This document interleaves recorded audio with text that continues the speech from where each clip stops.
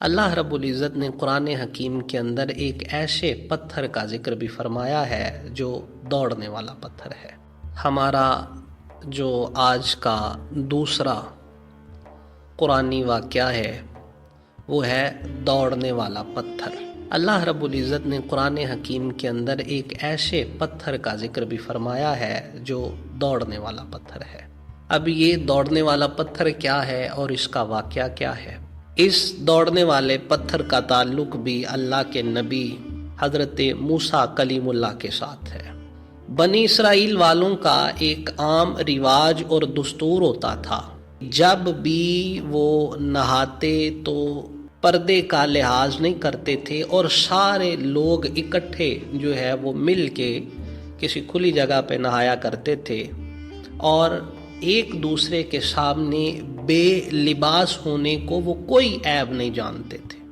اللہ رب العزت نے جہاں اپنے نبی کو بے شمار صفات اور عظمتیں عطا فرمائی ہوتی ہیں، اس میں سے ایک بڑی چیز حیا بھی ہوتی ہے۔ اللہ نے جتنے بھی انبیاء کو بھیجا ہے، سارے کے سارے نبی جو ہیں 1,24,000 کے قریب جتنے بھی پیغمبر تھے، وہ سارے کے سارے بہت زیادہ حیادار تھے۔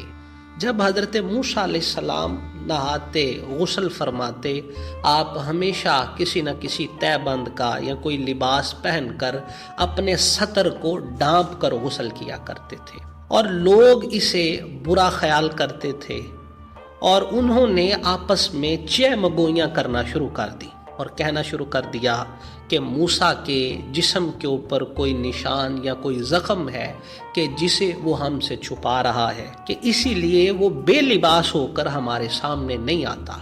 لیکن انہیں اس بات کی خبر نہیں تھی کہ اللہ کے نبی جو ہوتے ہیں وہ عزت اور حیاداری میں سب سے آگے ہوتے ہیں۔ حیادار ہونا یہ ان کا ایک بنیادی وصف ہوتا ہے۔ چہمگوئیاں بڑھتی گئیں اور پورے وہ بنی اسرائیل کے اس علاقے کے اندر یہ بات پھیل گئی کہ حضرت موسیٰ علیہ السلام کا جو بدن ہے، جو سطر ہے، وہ سلامت نہیں ہے، اس کے اوپر کوئی زخم یا کوئی نشان یا کوئی داغ ایسا ہے کہ موسیٰ جسے ہم سے چھپاتے ہیں۔ اللہ رب العزت نے قرآن مجید فرقان حمید میں ارشاد فرما دیا، یا ایھا الذین آمنوا، اے ایمان والو، لا تکونوا کالذین آذوا موسیٰ فتبرأہ اللہ مما قالوا وکان عند اللہ وجیہا، کہ اے ایمان والو ان لوگوں کی طرح نہ ہو جاؤ جنہوں نے اللہ کے نبی حضرت موسیٰ علیہ السلام کو تکلیف دی، اذیت دی، ان کے بارے میں بری بات پھیلائی۔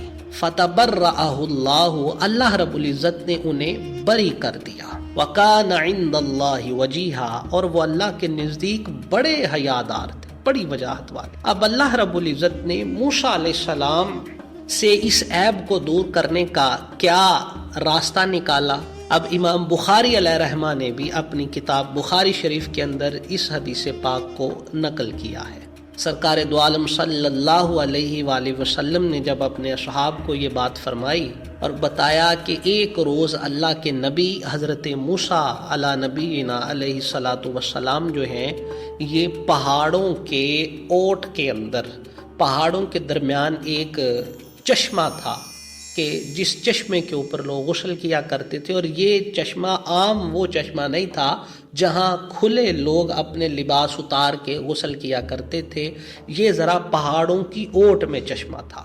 اللہ کے نبی حضرت موسیٰ علیہ السلام وہاں گئے، آپ نے دور دور تک نگاہ دوڑائی، اور جب یہ اطمینان ہو گیا کہ ارد گرد اور دور دور تک کوئی انسان، کوئی بشر موجود نہیں ہے، تو پھر موسیٰ علیہ السلام وہاں بے لباس ہوئے، اپنے لباس کو اتارا اور اتار کر غسل فرمانے لگے۔